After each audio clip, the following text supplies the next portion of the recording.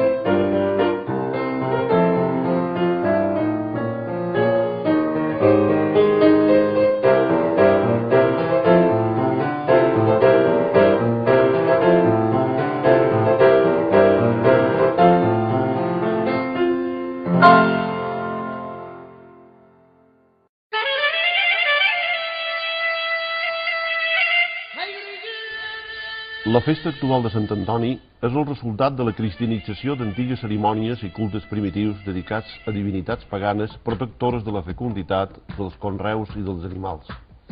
Aquesta festa és una romanalla sàviament conservada d'antiquíssimes celebracions paganes agermanades en tots dels que celebren el solstici d'hivern.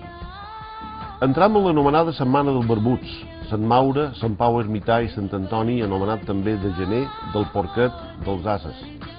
Aquests barbuts recorden Saturn, el vell Cronos, de llarga barba blanca, incorporat al santoral cristià, coincidents en la Saturnàlia en el canvi d'any, origen remot dels carnestoltes. El santoral cristià va agafar el relleu dels déus pagans ritus de fertilitat i purificació. Els dimonis perseguidors dels sants no serien sinó els antics genis de la terra. Així va ser com Sant Antoni Abat va ocupar el lloc de Saturn, déu sembrador dels romans. La representació és molt semblant, edat avançada, calb i barbat. Sant Antoni és el protector de la pagesia mallorquina, el protector dels conreus, del camp i també dels animals, especialment els domèstics que conviuen en l'home i del bestiar de peu rodó, cavalls, someres, ases, rucs, muls. Igualment és el protector dels manescals, els ferrers, els porquers, els cansaladers, els cerers, els forners, els pastissers, els confiters, els traginers, els jugadors de cartes, els fossers i enterramorts.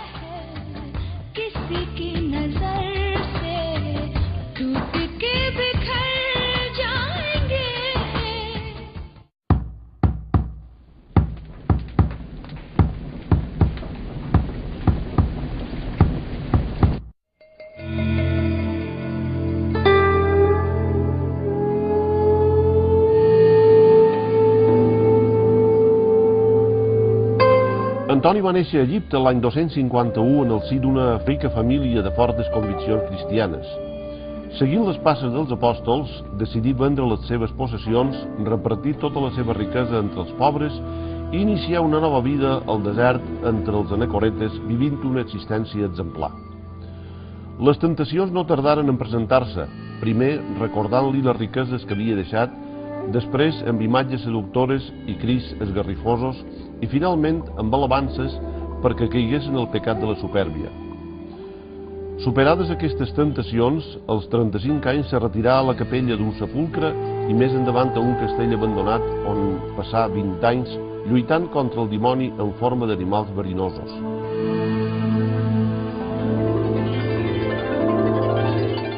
Sant Antoni va ser un personatge, un sant, que va néixer a Egipte entorn de l'any 250 de la nostra era.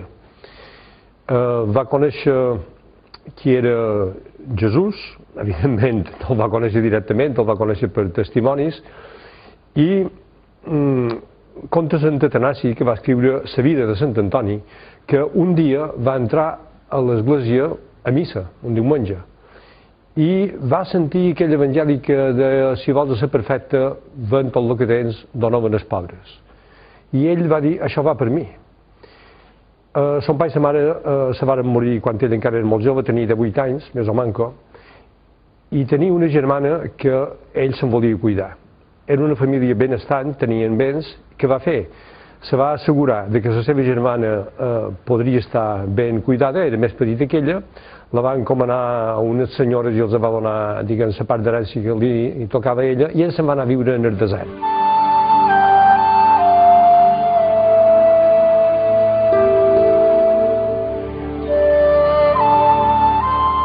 Després d'aquest període, inicià la seva tasca fundacional en la creació de nombrosos monestirs.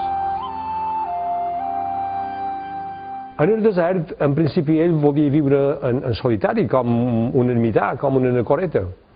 Però aviat va tenir molt de seguidors, perquè era un home molt conseqüent amb ell mateix, era un home auster, era un home de pregària, també un home intel·ligent, i aviat van començar a juntar-se amb ell i així va començar a néixer la vida cenobítica o eremítica. És a dir, els primers eremitans van néixer entorn a la figura de Sant Antoni.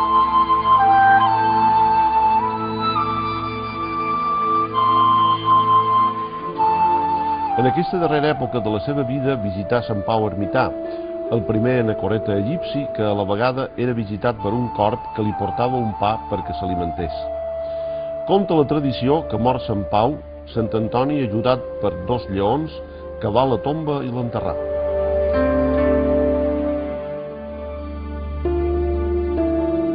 Però també hi va haver sants que no donaven la vida d'un cop, com els màrtirs, sinó que l'anaven donant tira a poc, i també els va voler equiparar en l'aureola de la santedat. Un d'ells, el Sant Antoni, va néixer a Egipte i va ser un dels primers anacoretes que vivien en aquells grans deserts, que, com sabem, abans d'ell hi havia hagut Sant Pau I ermità.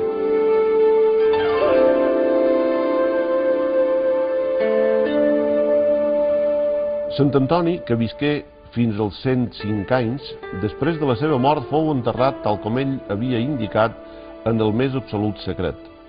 Descoberta la tomba, les seves despulles foren portades a través del desert fins a Alexandria i després de la conquesta d'aquesta ciutat per als musulmans foren depositades a Constantinoble, on quedaren fins al 980, que foren portades a Vienne, a França, d'on li ve el nom de Sant Antoni de Viana.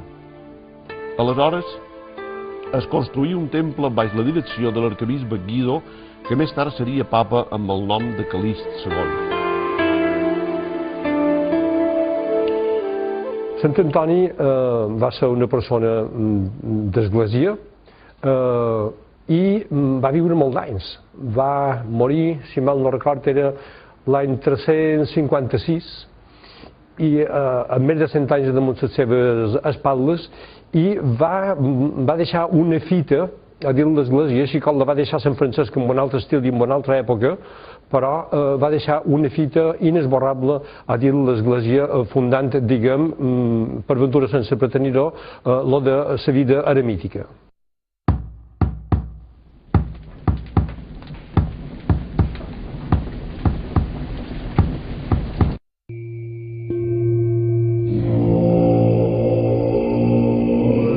L'encesa de foguerons forma part dels rituals primitius del culte al sol.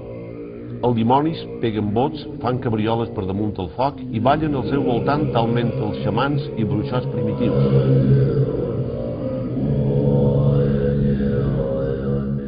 Alguns comentaristes i folcloristes naturalment volen vincular aquestes celebracions ígniques en les primeres també manifestacions que van fer els antics pobladors del món.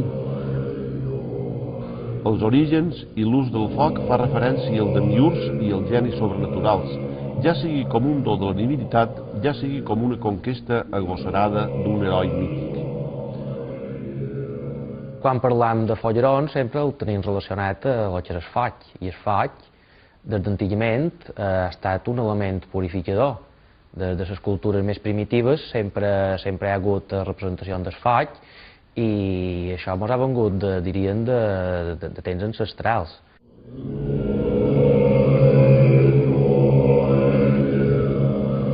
dimonis són reminiscències llunyanes dels antics rituals en pro de la fecunditat de la tribu, a la qual pertanyien a fi d'assegurar la seva supervivència i també en pro de les bones collites. En certes cultures, els esposats salten damunt el foc com a símbol de fertilitat i bona sort. El dimoni i els monstres en general són un reflex de la por de l'home a tot quan desconeix, el misteri secret de les coses on es troba l'arrel, la base de l'enigma del monstre de la seva metàfora. Sap més el dimoni per vell que per dimoni. La presència del dimoni existeix ja a les pinacoteques, a les quals els pintats de Sant Antoni, les antigues estampes, perquè personifica, diríem, la tentació sobretot de carn, no? Oposada a l'esperit religiós que volia dur Sant Antoni en la seva vida.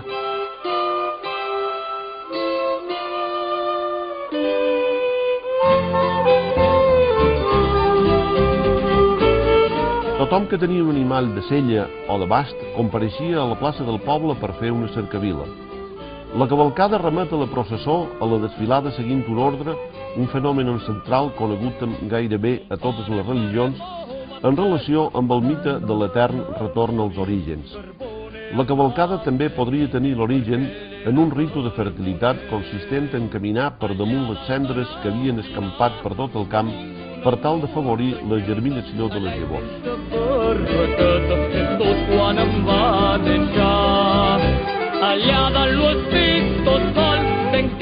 En la colteada és un altre tema molt a part, perquè la colteada és en les vistis, no en el porc. El porc és un element totalment diferent de la colteada. La colteada és, antigament, anaven en diferents animals, com he dit, vistis, a captar. I d'aquí ve la de la colteada, colteaven en les vistis. Un infant papat tenim, nascam una meravella, sa mare i aquella estrella. Per a la nostra cultura, el porc és un animal totèmic, doncs es va domesticar com els cavalls, les vaques i altres, tot allò comú a la Mediterrània. La relació dels mallorquins amb el porc està marcada per la simpatia i la gratitud, ja que tot ens ho dona i se'n desaprofita res. Si bé està mal vist matar el porc el dia de Sant Antoni, es menja porc per Sant Antoni i per Nadal, continuant una creença primitiva i precristiana que considera el porc com l'esperit del gra en forma d'animal.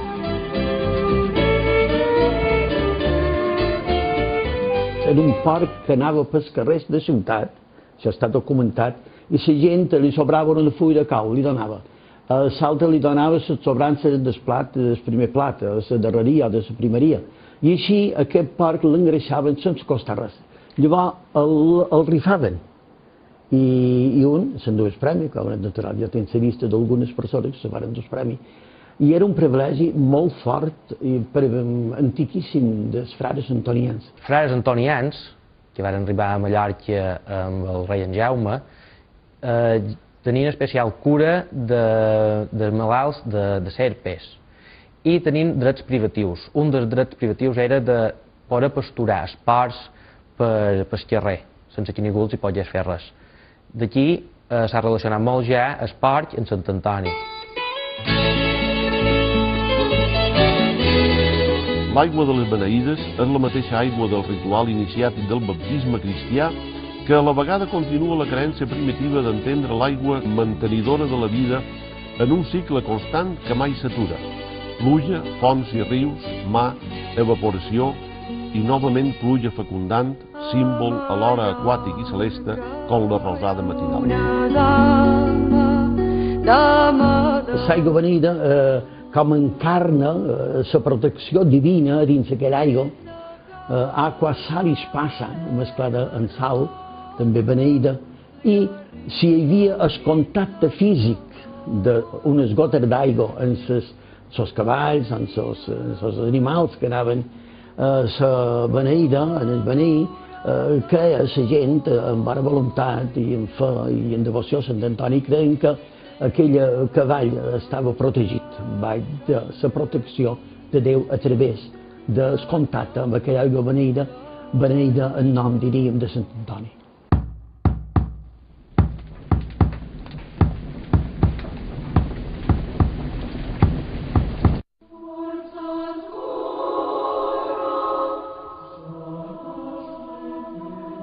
l'església del Dolors de Manacor hi ha una capella dedicada a Sant Antoni. El retaule d'estil barroc és de planta divergent amb un nínxol central que acull la figura de Sant Antoni. La volta del nínxol està ocupada per angelets. L'estructura del retaule se sustenta gràcies a 4 columnes d'ordre compost de fusta estriat a partir del segon quart amb garlandes vegetals en el terç superior. Des del segle XIV hi ha devoció a Manacor Sant Antoni. I a la primitiva església se fa una capella en honor a Sant Antoni. I de llavors ençà, ininterrompudament, hi ha hagut altar dedicat a Sant Antoni. Va haver una època també que compartia capella, però mai se va aturar de la devoció a l'església de Manacor, a Sant Antoni.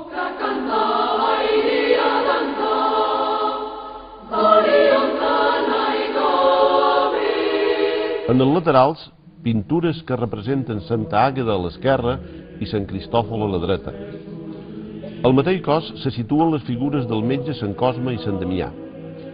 La predel·la o part inferior del retaule està pintada imitant la pedra gris i presenta detalls de rocalla daurada.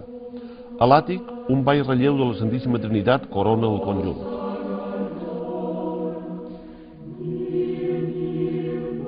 Ha hagut de mudar diverses vegades. Primera vegada, quan se va decidir eixamplar o fer una capella nova a l'església. La confraria de l'Assumpte va voler fer una capella fonda i Sant Antoni ocupava aquell lloc i va anar a la capella de davant. Després, el gremi dels fusters van voler fer una capella fonda també a Sant Josep i Sant Antoni se'n va d'anar a un altre lloc. Després d'aquest altre lloc va passar a Vallsorgia, de Vallsorgia a una altra capella, i d'aquesta capella fins a que està actualment.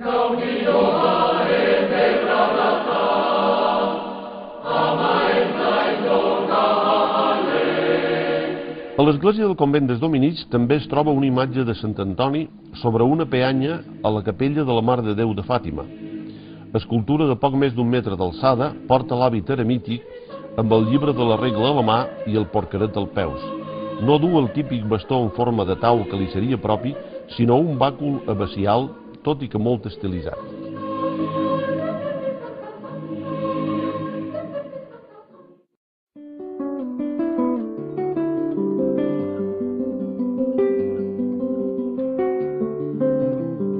L'oratori de Son Negre, construït al darrer terç del segle XIX, està dedicat a Sant Antoni. Es tracta d'una construcció neoromànica que presenta planta d'una sola nau amb capelles laterals entre els contraforts.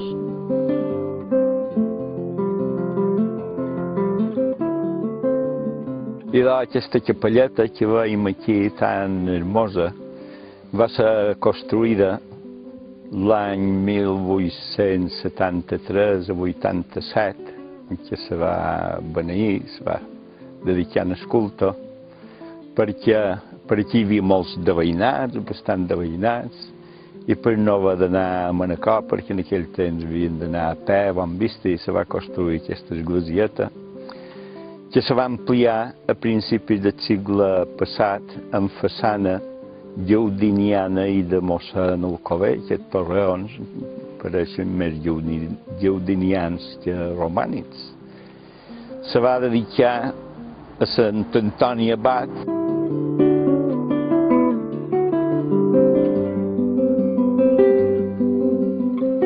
A l'interior destaca la figura de Sant Antoni en la particularitat de ser l'única figura del sant al manco coneguda que està ajonellada. Presenta totes les característiques típiques: l'hàbit, el bastó, el llibre, el porquet, la tau i la campaneta. Sant Antoni, representat com un venerable ancià, abillat en la indumentària pròpia de l'ordre monàstica que fundà, és acompanyat d'una sèrie d'atributs, uns exclusius i altres comuns amb altres sants. L'imatge de Sant Antoni és del mateix temps en què se va fer l'església, no sabem d'aquí. No té molt de valor perquè és de sac, encolat i enguixat, però sí que el cap té una postura especial, que si concordats ben bé podríem dir que fa cara de bon autor, de l'Adrià.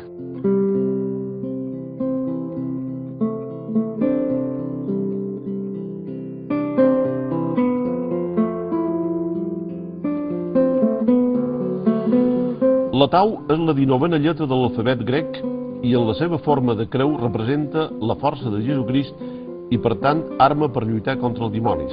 Aquesta és la forma que té també el bàcul abacial. La creu de Sant Antoni repeteix la forma de la tau, símbol egipci de la vida futura. Aquest element redunda en la procedència egípcia del sant. La campaneta penjada del travesser del bastó abacial en forma de tau és un dels atributs dels ermitans que l'empraven per allunyar els dimonis que s'espantaven pel renou que produïa. El porquet és company inseparable del sant a les representacions occidentals.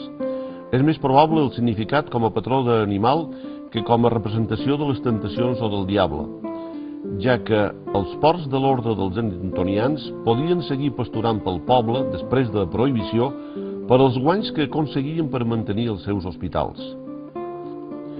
El llibre a la mà present a la iconografia de Crist com a mestre, en el cas de Sant Antoni representa la regla monàstica dels antonians.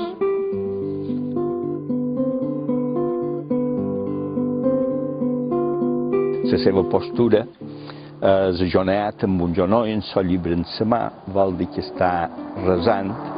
És una bona postura perquè Sant Antoni, que tingui el porquet a baix, no va ser un porquer, va ser un gran teòleg i un gran predicador.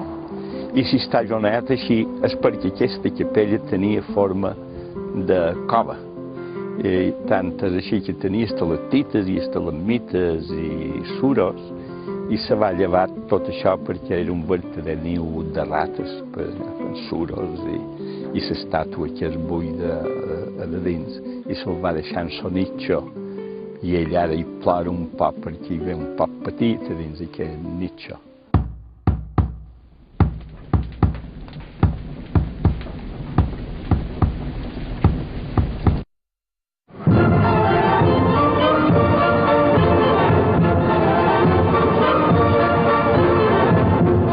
Les beneïdes s'han mostrat al llarg de la història com el ritus de la festa de Sant Antoni que ha gaudit de més suport oficial, solidesa i continuïtat, doncs ni tan sols es varen deixar de celebrar durant els difícils anys de la Guerra Civil.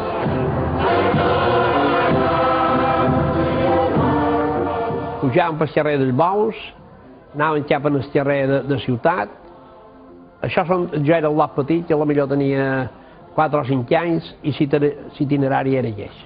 Anàvem pel carrer dels Bous, i llavors m'apareix que degueren començar a faltar vistis o carros i varen fer l'itinerari més curt, que m'apareix que devia ser de la base, però vamos, sé que passava per ran de la rectoria, que per això ja crec que aquella antiga cançó que diu la carrossa passarà per davant la rectoria és perquè passaven per davant la rectoria les beneïdes, i beneïen allà.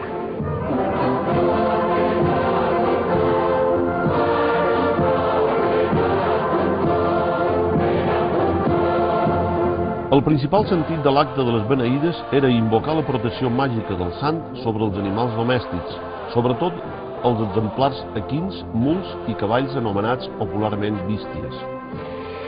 Les bísties, juntament amb altres animals domèstics, imprescindibles en l'economia familiar pagesa, passaven diverses vegades per davant d'un capellà que els ruixava amb aigua beneïda en un acte d'invocació del poder protector del sant per salvaguardar el bestiar d'accidents, pestes i altres malalties.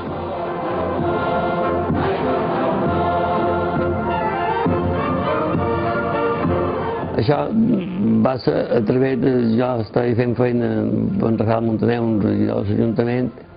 Me convidaren a les reunions en aquell temps quan que organitzava l'Iglesi, se feien la rectoria. Don Mateu era rector i la rectoria començàvem per de novembre a preparar la festa de Sant Antoni. Per tant, m'han convidat, jo sempre m'havien agradat aquestes coses, i vaig dir que per part meva estava dispost a portar el meu petit granet d'arena en l'Olla Pollets.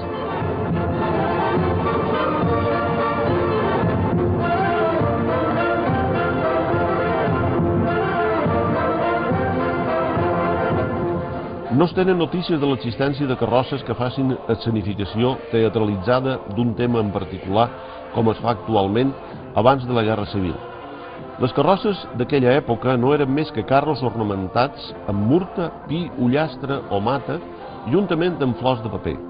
Es tractava de carros ornamentats a l'estil de la carrossa de la Colcada. De dins del carro hi anaven a vegades nins i nines disfressats de dimoni o de sant.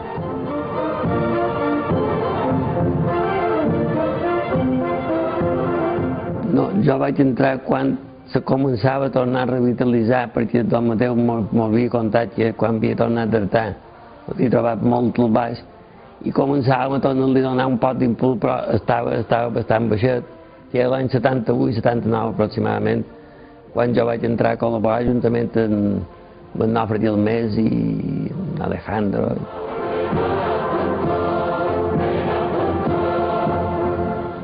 A finals dels anys 50, abans del boom turístic, les beneïdes entraren en crisi, entre altres raons per la creixent afició que hi havia a la hípica i més concretament el trot que creixia a Manacor, de tal manera que l'any 1967 les beneïdes se celebraren íntegrament a l'hipòdrom. Això va ser l'estocada definitiva a les beneïdes fins a la seva recuperació posterior per iniciativa de Don Mateu Galmés.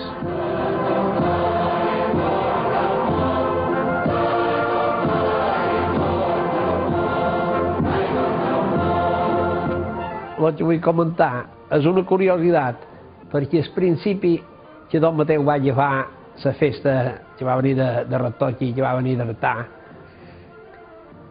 quan anàvem a cercar a l'Ajuntament que havien de començar les completes, o que anàvem en l'autoritat, la banda de música, cap a l'església, sol no hi anava, solia anar un concejal o dos, perquè no hi havia manera, el batle delegava a un concejal o dos, i li era una púria anar de l'Ajuntament a l'església a darrere la banda de música amb 5 o 6 membres del patronat.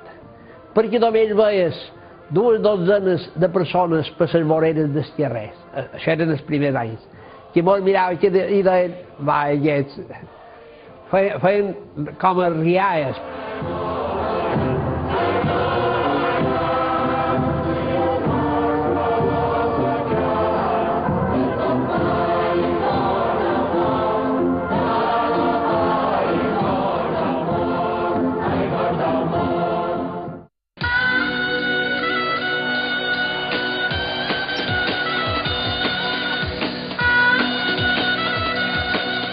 Pel que toca als foguerons, la primera notícia que es té després d'una encesa puntual a Porto Cristo l'any 1953 daten de l'any 1961, quan la revista Perles i Coves presentava com a nova la iniciativa d'encendre un fogueró a la plaça de Sant Jaume, a l'any 1968, quan es parla d'uns moneots de palla amb festives al·lusions, així com també a l'any 1969 s'esmenta el cafè El Porrón com el pioner en encendre foguerons.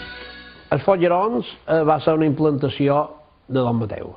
Aquí no se feia fogueró, no era tradició. La tradició era el dissabte de Sant Antoni fer les completes, anar a les completes i a l'ofici, i llavors a colqueada, en el carro i els cavalls, o les vistis, anar de bar en bar a fer la recaudació, per exemple, que tot donaven per sant.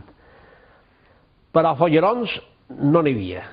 Això va ser una implantació que ja feia millor 4 o 5 anys que havia vengut Don Mateu aquí quan varen intentar fer el primer fogueró.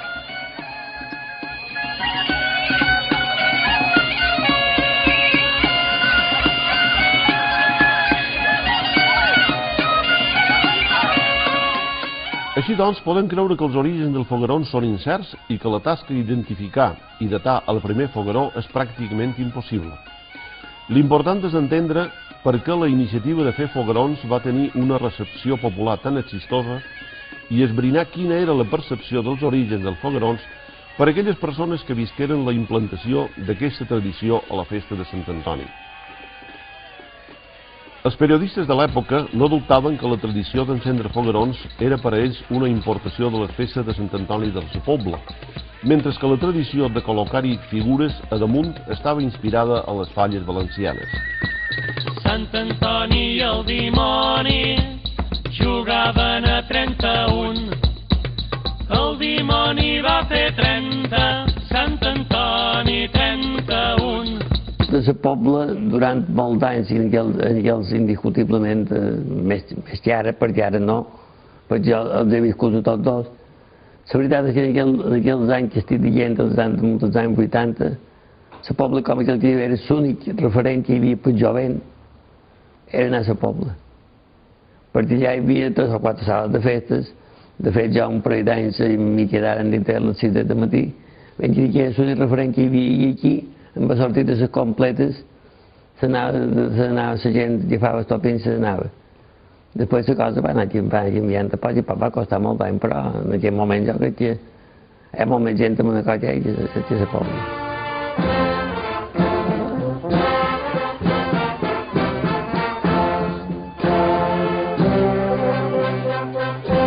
Ja que no hi ha decisió, totes les festes de Nadal, no hi ha decisió, aquest mateix moment i les festes de Sant Antoni. Dic vos que estic perfectament satisfet per veure aquesta concurrència, la massiva assistència a pesar d'aquest temps, això fa molt bien, i una vegada més, com sempre i en tot moment, part d'agrair el vot que vos he dit, és oferir-me una vegada més per tot el que podem fer per vosaltres. Ara, de Sant Antoni, comença amb aquesta ballada de dimonis, aquesta festa que hem intentat donar un màxim relleu, a dins tot manegat, que crec que hem aconseguit. Són unes festes típiques que han posat una altura que jo crec que és envidiable. Per tant, vos agrairia que col·laborasseu, que prestasseu tota la vostra joventut, la vostra alegria, i que la festa de cada vegada millor. Moltes gràcies per haver vingut, que molts anys a tots, i que Déu vol dir que cada any ens veiem i siguem més. La gent no participava per quant en el premi, la quantia hi havia era bastant fluixeta, però sí que hi va ser Don Mateu fer bastantes visites i els membres del patronat visitaven bar, visitaren això per animar a la gent a participar, i se va aconseguir a poc. Recordo un any, no sé exactament quin any era, però que dins l'avinguda de Salvador Joan van aconseguir quasi omplir de follerons que estaven concentrats allà,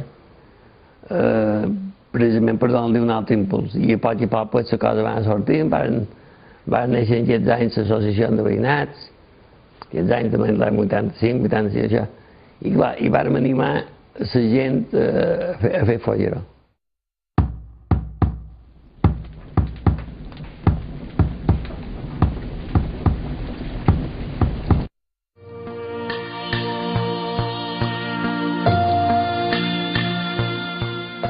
Dues comèdies escrites sobre Sant Antoni destaquen un aspecte curiós que encara avui en dia dona renom a la ciutat de Manacor. Una d'elles escrita l'any 1751 per Sebastià Gelabert Riera, àlies Tià de Sarreal, autor immortalitzat per mossèn Antoni Maria Alcover al seu aplec de rondalles, i que fou publicada l'any 1982 sota els comentaris de Jaume Vidal Alcover. La comèdia geogràfica d'en Tià de Sarreal, que és del segle XVIII, i és una comèdia de màgia versada on hi ha la vida del sant, des del seu naixement fins, diríem, a la seva mort, la representació de la vida del sant, de Sant Antoni.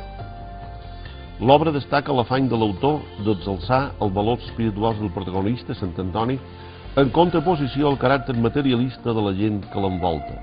Bàsicament és les tentacions del sant representades en vers, i és un poc la vida del sant glosada, que diríem. L'altra comèdia geogràfica fou escrita segurament pels volts de 1864 per Joan Bartomeu Bosch i Sureda, advocat i professor de geografia, que visqué entre 1823 i 1898. La comèdia geogràfica d'en Joan Bartomeu Bosch i Sureda és del XIX, se va estrenar per primera vegada l'any 1864 a Santa Margalida i no fou fins al 1874 que no s'estrena a Manacor. És també la vida de Sant Antoni en vers, les seves tentacions, i és una comèdia que ell diu de màgia perquè sortien elements amb efectes especials, que diguem en aquell temps. desapareixien dimonis, entraven dimonis, se muntava com un espectacle, diríem, sobrenatural. Va tenir molt d'èxit aquesta comèdia i se creu que a partir d'aquí, a partir d'aquesta comèdia, és quan se va generalitzar el ball dels dimonis. Una de les figures més rellevants del món cultural manacorí durant la primera meitat del segle XX va ser mossèn Antoni Trullols Pont. Sacerdot i catedràtic de diverses matèries eclesiàstiques, va ser un intel·lectual en gran formació acadèmica, destacant sobretot dins l'àmbit de les ciències històriques, publicant nombrosos llibres i opuscles. Bé, d'Antoni Trullols podríem dir que va ser el primer historiador de la festa de Sant Antoni. Va ser un rector de Manacor abans de don Montserrat i a part de tota la seva feina com a prevere se va destacar com a historiador. Va ser magnífic sobretot en la història, diríem, més antiga de Sant Antoni. Ell va ser el primer a les fulles de la fulla parroquial d'aquell temps, l'any 38, que va començar a historiar el que diríem la devoció i la tradició de Sant Antoni i Manacor. L'any 1948 es publicà a Buenos Aires una biografia del sant anomenada Sant Antonio Abad del Grande, original del prevere manacorí Joan Pasqual Massanet, que visqué a aquella ciutat més de 24 anys. D'en Joan Pasqual diríem que va ser un prevere que va escriure la vida més completa de Sant Antoni Abat. Va ser un capellà manacorí que va fer aquesta obra i s'ha publicat quan ell estava a Buenos Aires. I és la vida de Sant Antoni, però és una magnífica obra de consulta. L'any 1998, la Delegació de Cultura de l'Ajuntament de Manacor inicià la col·lecció d'Iboni Gros en l'opúscula d'Albert Carvajal i Joan Lliteres, la festa de Sant Antoni 1854-1929, a la que els autors fan un repàs de les diferents manifestacions al voltant de la figura de Sant Antoni. La obra d'en Carvajal i d'en Joan Lliteres diríem que abarca des del 1854 fins al 1929, si no recordo malament. I és una espècie de resum, diríem, de lo que eren les festes de Sant Antoni a Manacor. Follerons, dimonis, colcada, beneïdes.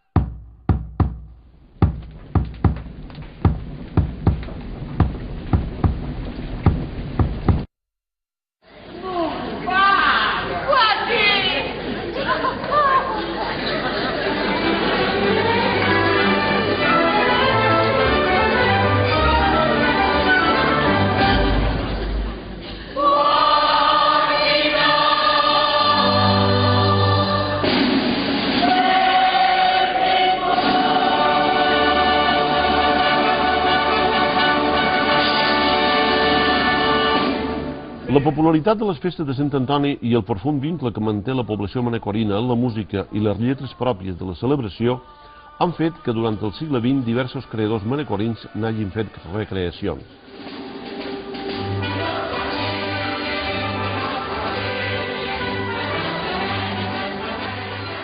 Així, el Coaquín és una sarsoleta en un acte, tal com la defineix el seu autor, Sebastià Rubí, que s'estrenà el 16 de gener de 1935 al Teatre Principal de Manacor. La música és del mestre Antoni Maria Cervera. L'obra, que versa sobre la vida i desventures d'un jove que se n'anà a fer les Amèriques, vessa manacorinitat pels quatre costats, i no podia faltar una referència a Sant Antoni.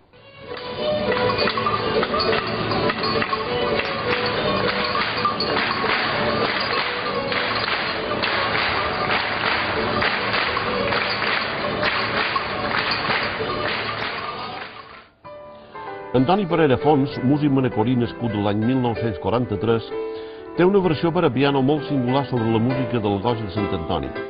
Aquesta obra va ser interpretada amb molt d'èxit al Teatre Municipal de Manacor amb motiu de la presentació de l'obra Història de Manacor de Gabriel Fuster. El pianista, també manacorí, Andreu Riera, la interpreta al segon Festival de Música de Cala Morlanda de l'any 2007.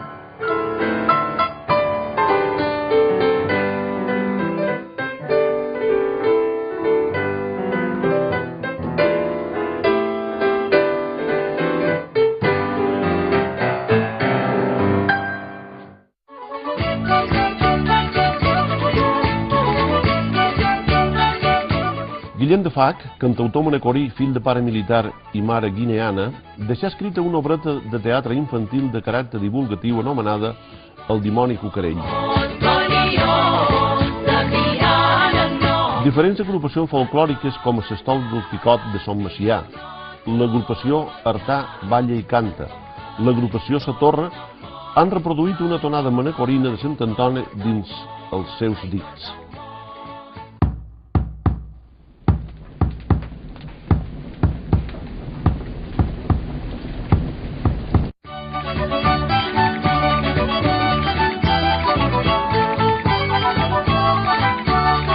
L'any 1968 feia l'entrada a la parròquia del Dolors de Manacor un nou rector i arcipreste, mossèn Mateu Galmés Galmés.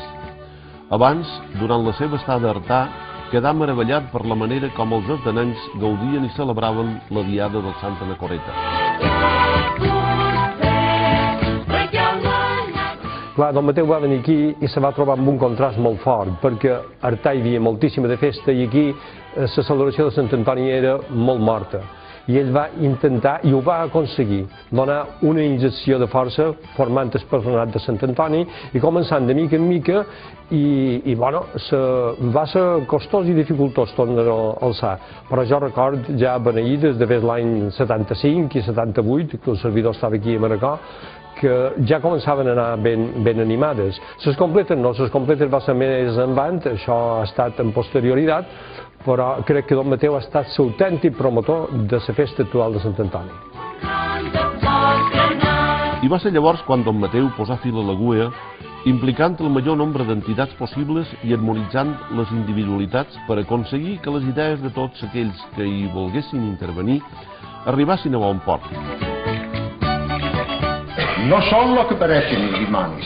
Allà dins hi ha homes però d'una gran qualitat, començant per Bacinet, per Antoni Leix, seguint els imanes, seguint els sonadors, a gent que estimen Sant Antoni i que jo crec, encara que duguin un vestit de dimoni, l'han dignificat, si és possible, han dignificat aquest vestit, perquè per de dins hi ha homes, hi ha gran qualitat humana.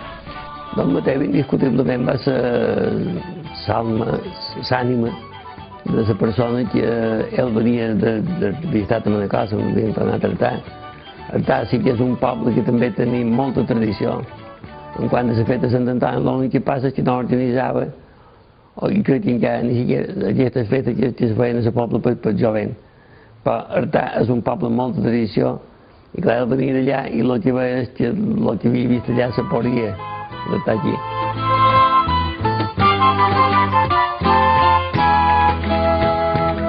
En tan sols un any pogué formar una comissió de festes on eren presents l'Ajuntament, la Societat de Carreres de Trot, la Germandat de Pagesos i la secció quarta del Dipòsit de Sementals de l'Exèrcit, en la cooperació econòmica de les principals entitats bancàries i la Societat Cultural Agrícola. La vella expedició d'aconseguir que el dia de 7 de gener fou declarat festiu sofria un retard.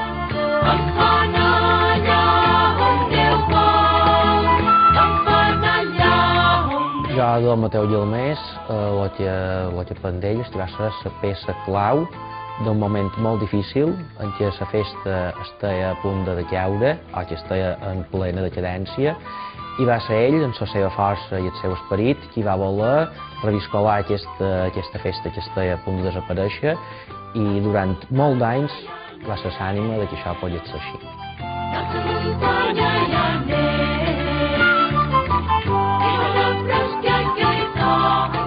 Així, després d'un any de consultes i reunions, es prenia la decisió de crear un organisme que assegurés la continuïtat de la festa sense ingerències externes i vetllés pel seu manteniment íntegre. El 1982 naixia el Patronat de Sant Antoni.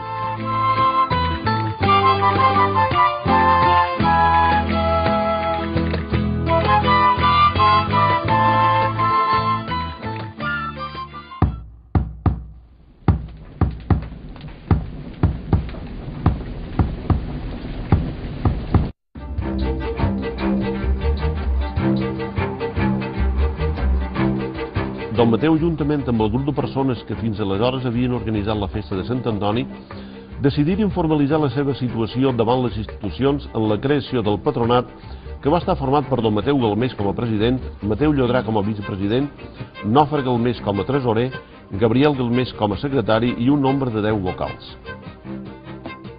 L'objecte de l'associació quedà reflexada a l'article 2 del primer capítol dels Estatuts, on diu que els membres del patronat seran els encarregats d'organitzar les festes de Sant Antoni Abat, actes com poden ser les beneïdes, la desfilada de carrosses i comparses, concursos i exposicions de races autòctones i foguerons, i en general quantes activitats socioculturals puguin desenvolupar-se en favor de la cultura tradicional, popular i artesanal. Des de la seva creació han passat pel patronat algunes persones que d'una manera totalment desinteressada han fet una feina que als ulls d'algunes persones no es veu, però sense la qual la festa no seria possible. Ens referim a Montserrat Galmés, Rafael Montaner, Antoni Vicenç i d'altres. Patronat, quan se va acostar el moment en què havien de celebrar els 25 anys de la restauració de la festa de Sant Antoni, va creure oportú de fer una exposició de tot el que el patronat havia fet i havia intentat també fer per dur endavant la festa nostra i tradicional de Sant Antoni. Jo crec que ha estat un encert perquè el patronat, quan hem vist aquí col·leccionat tot el que realment s'ha fet durant 25 anys, han quedat contents. I al mateix temps, això ens ha encoratjat per tornar a començar altra vegada una tasca, no crec que sigui per molt de nosaltres de 25 anys, però no fa res que ho sigui, perquè ens trobaríem molt bé fent feina a la festa de Sant Antoni.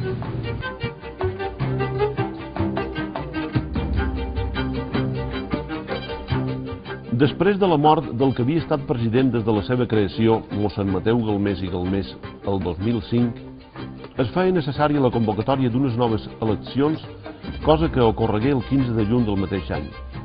Sortiren elegits Mateu Joan Ferrer com a president, Josep Tomàs Galmés com a vicepresident, Antoni Perelló Nebot com a tresorer i Miquel Boussà Puigcerver com a secretari. Seguint cronològicament la història del patronat, els fets més importants són la primera dimoniada de l'any 1984 i la segona de l'any següent, traguent 2 dimonis grossos més per les festes.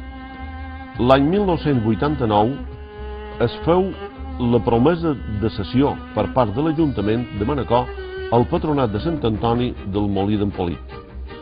L'homenatge a persones rellevants del món cultural i de la festa ha estat una constant tots aquests anys.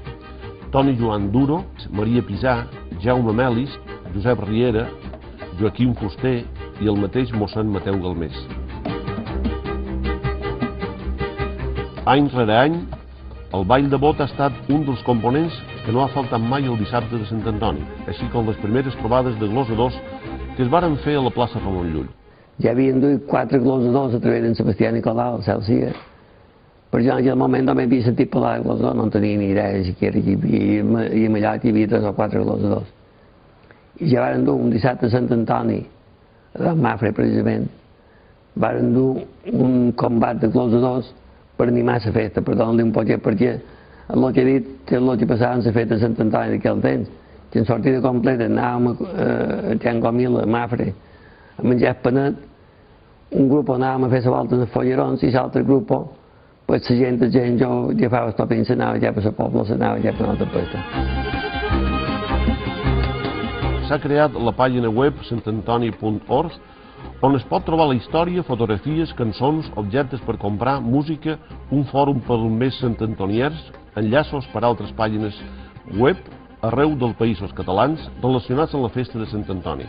Que varen crear, ara ja farà 2 anys, una pàgina web perquè la gent tingués com a més un priu d'informació de com van les coses, de gent puntura que formen part del patronat, de les coses que fem, que hem fetes, i allà sí que potser si hi ha l'oportunitat d'entrar molta gent, tal vegada s'informés d'homenatges que hem fet, d'escrits que hi ha, de publicacions, inclús moltes altres històries que no només són aquests 2 dies. Un acte entranyable de 2007 va ser la recuperació de la colcada gràcies a la donació del metge Antoni Ladària al Patronat de Sant Antoni del carro de la colcada que havia sortit per darrer cop l'any 1970.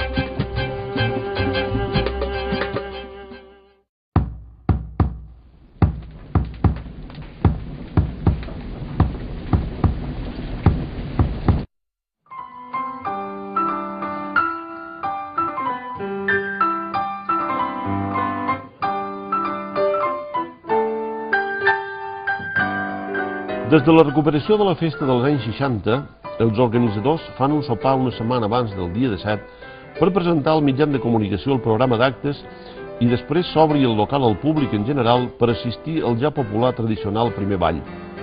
També aquesta setmana abans es fa l'assaig del goig per tal de promoure la participació del jovent a completes. La meva família tradicionalment eren dimonis petits. Quan dic dimonis, va ser el meu padrí, que era son pare de mon pare, després ho va ser mon pare, després ho vaig ser jo. Una vegada va entrar jo de dimoni petit, hi va haver l'any de la primera dimoniada, que a Manacor també se van introduir aquests 2 dimonis nous, que de fet encara el Patronat conserva les xarotes i els vestits, que també hi va introduir el meu cosí, que de fet ara és el dimoni gros, que és Antoni Puigcerver, i clar, l'herència que el té és la mateixa que tenc jo. Després, per les circumstàncies de salut de mon pare, no va tocar ser baciner. La figura real del baciner antigament era el cap de sobreria, similar, vull pensar. Avui en dia el baciner el que intenta és conduir un poquet la colla de dimonis i sonadors, a visitar el màxim de puestos possible, és el que ens dediquem més perquè el màxim de gent ens vegi. El que intentem és això, fer que el màxim de gent possible. Per tot és impossible, però és el que se fa. El dissabte de Sant Antoni, el dimoni surten de Cal Baciner a les 14:15 hores i es dirigeixen a l'Ajuntament per fer la ballada més esperada. La nostra raó de ser, com a patronat, és conservar aquestes rels. Aquestes rels, una d'elles és anar a fer la primera ballada a l'Ajuntament. De fet, a l'Ajuntament no ballem, ballem a la sala, perquè se va intentar, quan se va inaugurar el nou Ajuntament, fer un ball davant l'Ajuntament i no va tenir èxit. Aquí on balles és davant la sala.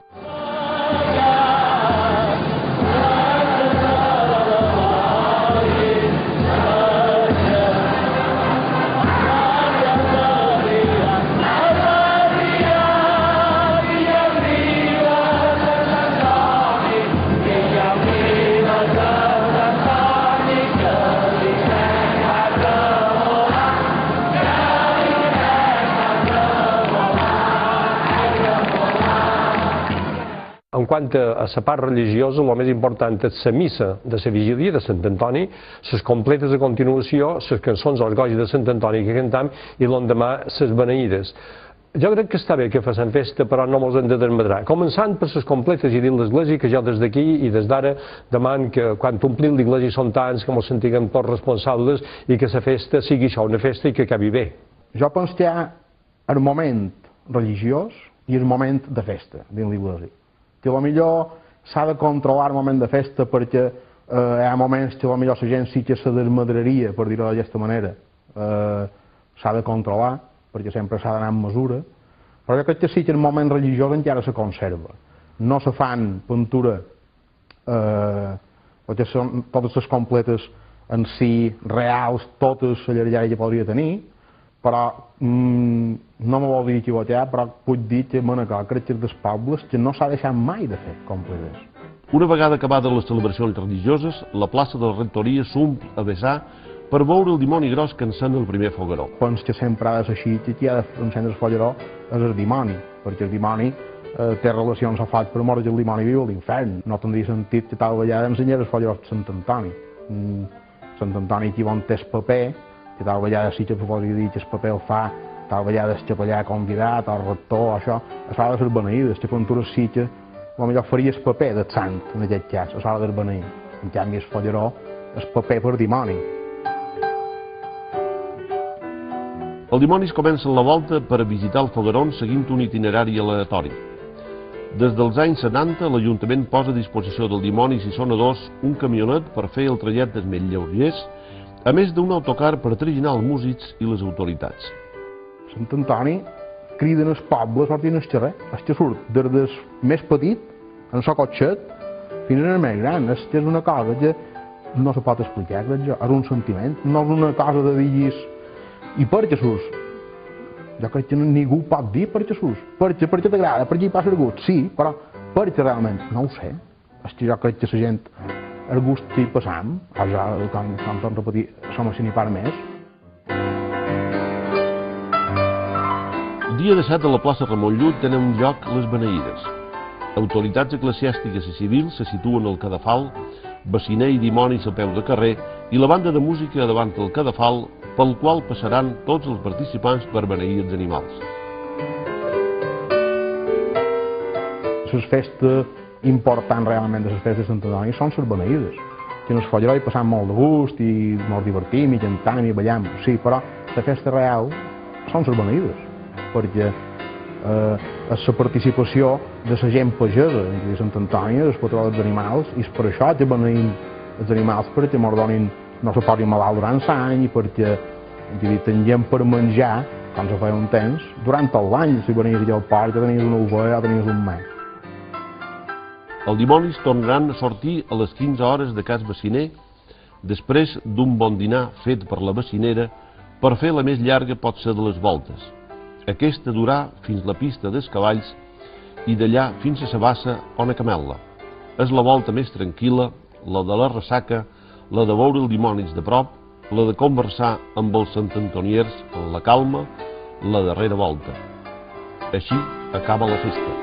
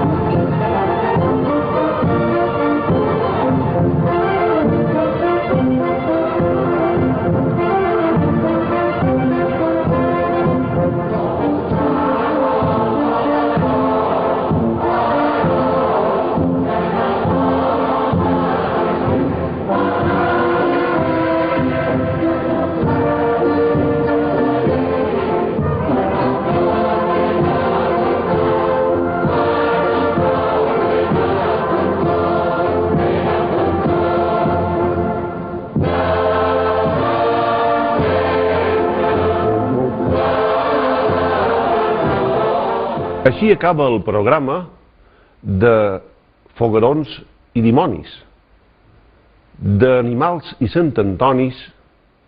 Fins la pròxima setmana.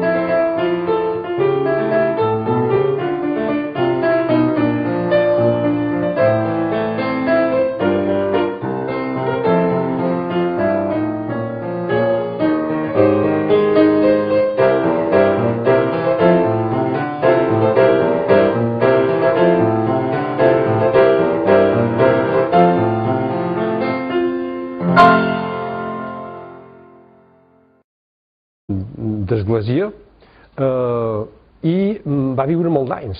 Va morir, si mal no record, era l'any 356 i amb més de 100 anys damunt les seves espatlles, i va deixar una fita a dins l'església, així com la va deixar Sant Francesc en un altre estil i en una altra època, però va deixar una fita inesborrable a dins l'església, fundant, diguem, per ventura sense pretenir-ho, lo de la vida eremítica.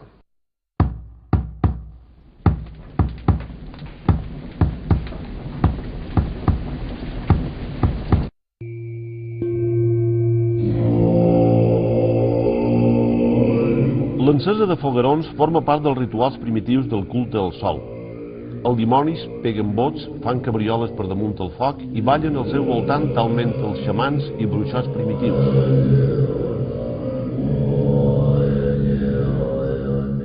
Alguns comentaristes i folcloristes, naturalment, volen vincular aquestes celebracions ígniques en les primeres també manifestacions que van fer els antics pobladors del món. Els orígens i l'ús del foc fa referència al demiurgs i als genis sobrenaturals, ja sigui com un do de la divinitat, ja sigui com una conquesta agosarada d'un heroi mític. Quan parlam de follerons sempre el tenim relacionat a el que és el foc, i el foc, des d'antigament, ha estat un element purificador. De les cultures més primitives sempre hi ha hagut representacions del foc, i això ens ha vengut, diríem, de temps ancestrals.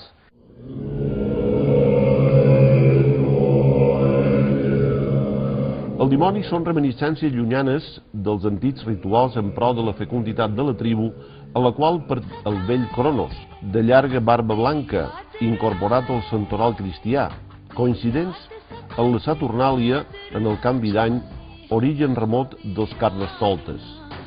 El santoral cristià va agafar el relleu dels déus pagans, ritus de fertilitat i purificació. Els dimonis perseguidors dels sants no serien sinó els antics genis de la terra. Així va ser com Sant Antoni Abat va ocupar el lloc de Saturn, déu sembrador dels romans. La representació és molt semblant, edat avançada, calb i barbat.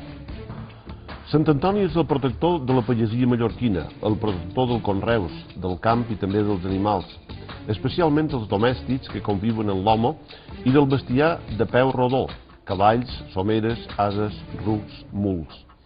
Igualment és el protector dels menescals, els ferrers, els porquers, els cansaladers, els cerers, els forners, els pastissers, els confiters, els traginers, els jugadors de cartes, els fossers i enterramorts.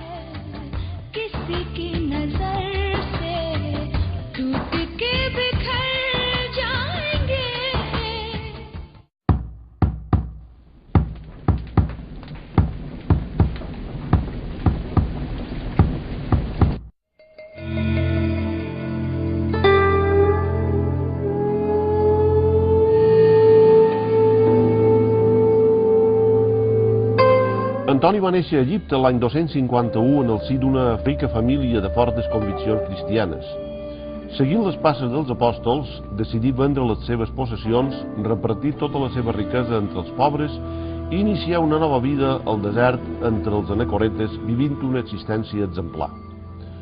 Les tentacions no tardaren en presentar-se, primer recordant-li les riqueses que havia deixat, després amb imatges seductores i cris esgarrifosos i finalment amb alabances perquè caigués en el pecat de la supèrbia.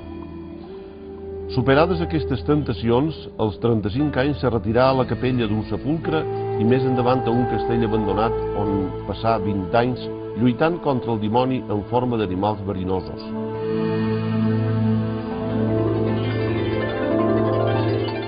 Sant Antoni va ser un personatge, un sant, que va néixer a Egipte entorn de l'any 250 de la nostra era. Va conèixer qui era Jesús, evidentment no el va conèixer directament, el va conèixer per testimonis, i conta Sant Atanasi, que va escriure la vida de Sant Antoni, que un dia va entrar a l'església a missa, un diumenge, i va sentir aquell evangeli que de si vols ser perfecte, ven tot el que tens, dona-me'n els pobres. I ell va dir, això va per mi. Son pare i sa mare se varen morir quan ell encara era molt jove, tenia 18 anys, més o manco, i tenia una germana que ell se'n volia cuidar. Era una família benestant, tenien béns. Què va fer? Se va assegurar que la seva germana podria estar ben cuidada, era més petita que ella, la va encomanar a unes senyores i els va donar, diguem, la part d'herència que li tocava a ella, i ella se'n va anar a viure en el desert.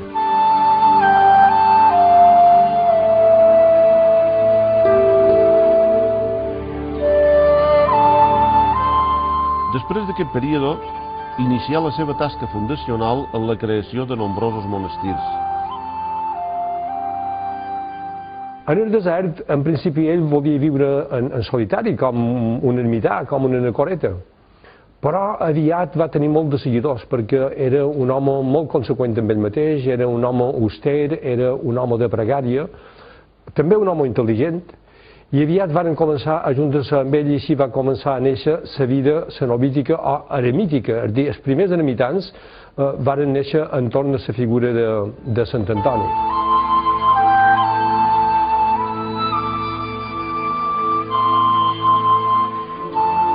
En aquesta darrera època de la seva vida visità Sant Pau Ermità, el primer anacoreta egipci que a la vegada era visitat per un corb que li portava un pa perquè s'alimentés. Conta la tradició que mort Sant Pau, Sant Antoni, ajudat per 2 lleons, cavà la tomba i l'enterrà.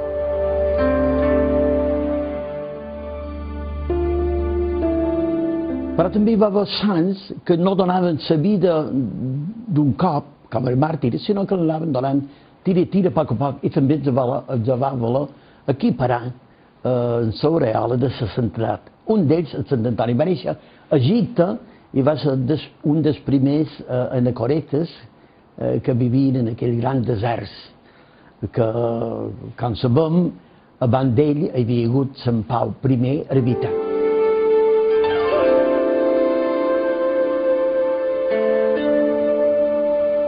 Sant Antoni, que visqué fins als 105 anys, després de la seva mort fou enterrat tal com ell havia indicat en el més absolut secret.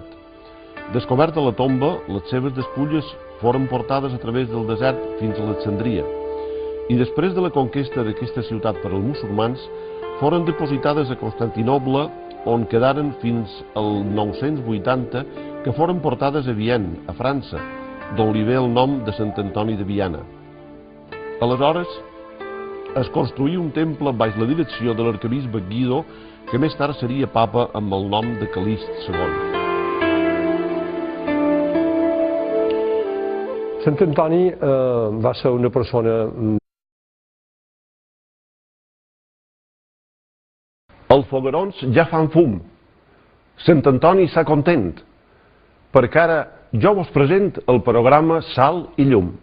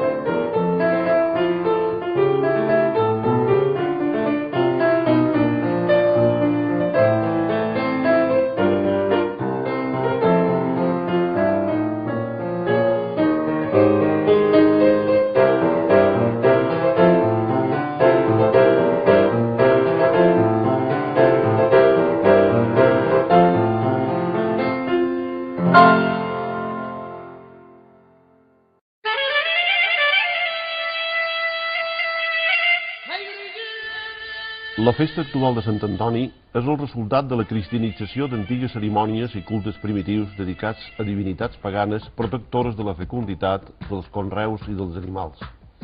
Aquesta festa és una romanalla sàviament conservada d'antiquíssimes celebracions paganes agermanades en tots dels que celebren el solstici d'hivern.